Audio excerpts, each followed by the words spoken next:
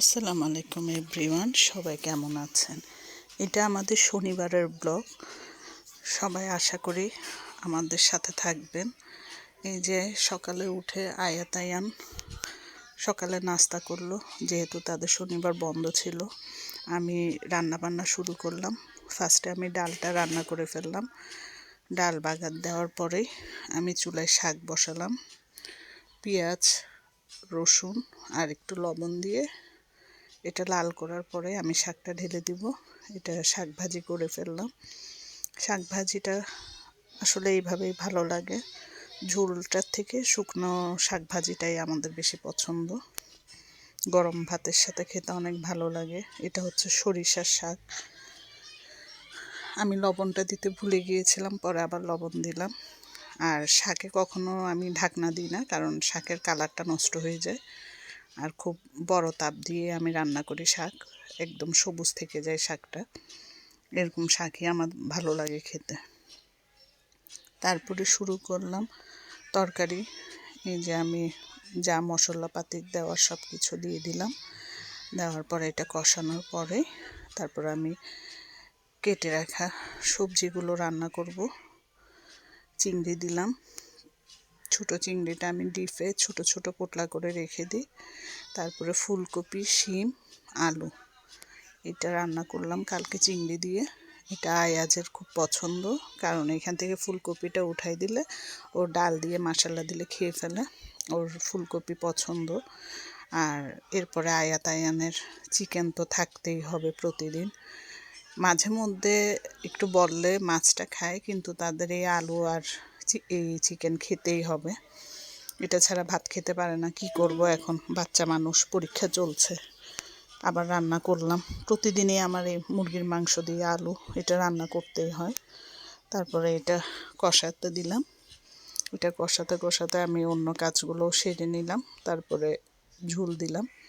এই যে আমার মুরগির মাংসটাও আলহামদুলিল্লাহ হয়ে যাবে এখন।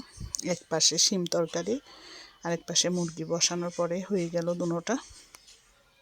এই তো আমাদের রান্নাবান্না এটাই ছিল।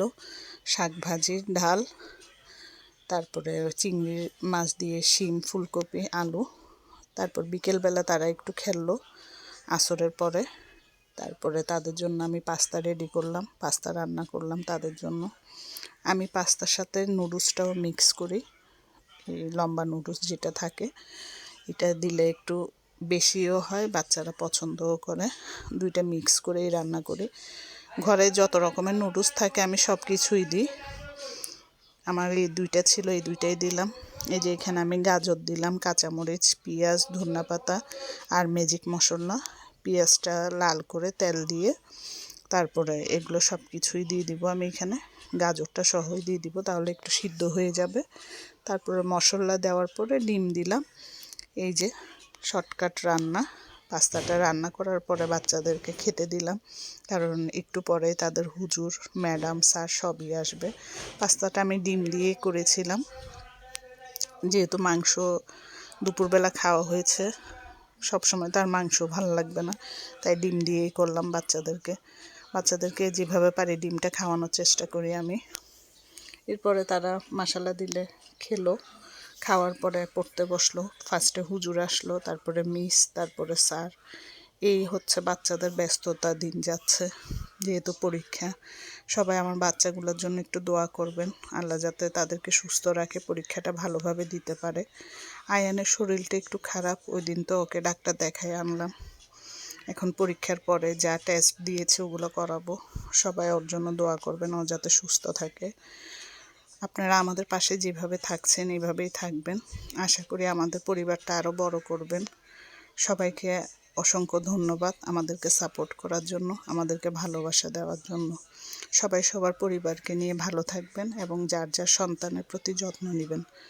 ধন্যবাদ সবাইকে আমাদের সাথে থাকার জন্য। আশা করি সব সময় আপনারা আমাদেরকে এভাবেই সাপোর্ট দিয়ে যাবেন। আর আয়াজের একটি ইউটিউব চ্যানেল খুলেছি, ওইটাতে আপনারা সবাই সাবস্ক্রাইব করবেন। ধন্যবাদ সবাইকে। আসসালামু আলাইকুম।